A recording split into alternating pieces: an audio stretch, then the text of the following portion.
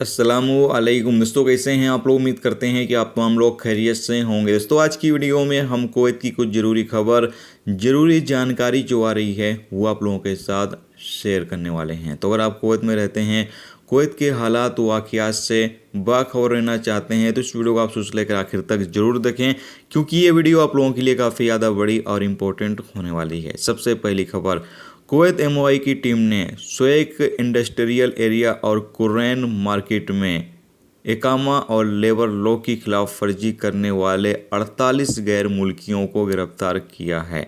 इसके अलावा 27 और गैर मुल्कियों को गिरफ्तार किया गया है जो डिलीवरी सर्विस का काम कर रहे थे। यानी डिलीवरी सर्विस का ये लोग काम करते थे, लेकिन जो रूल्स रेगुलेशंस होते हैं उसकी खिलाफ वर्जी कर रहे थे, लेबर लॉ की खिलाफ वर्जी कर रहे थे, जिसकी वजह से इन लोगों को भी यहाँ पर गिरफ्तार किया गया है। यानी तकरीबन 70 से ज़्यादा लोगों को गिरफ्तार किया गया है, जिनको आगे अधिकारियों को सौंप दिया गया है। इनके खिलाफ आगे की कानूनी कार्रवाई की जाएगी।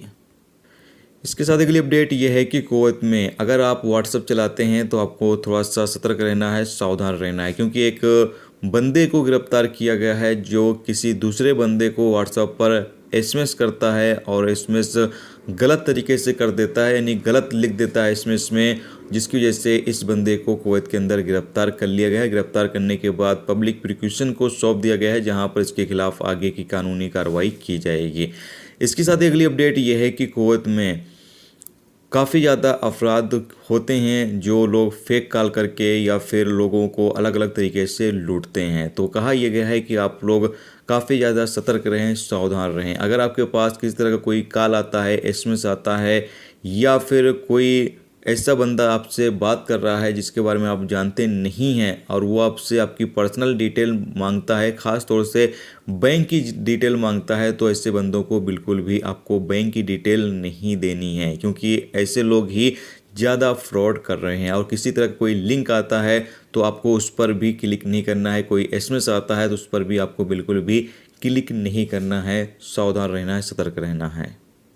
इसके साथ अगली अपडेट ये है कि चांद देखने के माहिरीन की तरफ से अपडेट जारी करके बताया गया है कि उम्मीद है कि इस साल 21 अप्रैल को ईद होगी। जी हाँ दोस्तों, 21 अप्रैल बरोज़ जुमा को ईद होने की उम्मीद बताई जा रही है। तो अभी ये कंफर्म नहीं है, लेकिन ये उम्मीद लगाई जा रही है कि इस साल हो सकता है 21 अप्रैल को ईद हो। बाकी इस हवाले से कंफर्म जानकारी चांद देखने के बाद ही क्लियर हो सकेगी। दोस्तों, ये थी आज की कुछ ज़रूरी जानकारी, ज़रूरी खबर जो आ रही थी, वो मैंने आप लोगों को बता दी है। उम्मीद करता हूँ ये इन्फॉर्मेशन, ये जानकारी आपको अच्छी लगी हो।